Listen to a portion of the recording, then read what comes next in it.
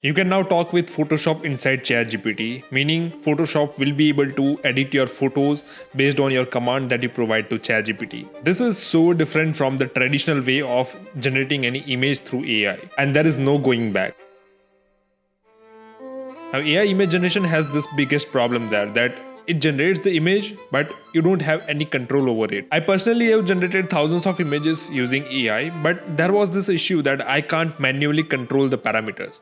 And Photoshop is the step towards fixing that part. Now you can directly ask ChatGPT to do certain things. You can call Photoshop in ChatGPT, ask it to remove the background.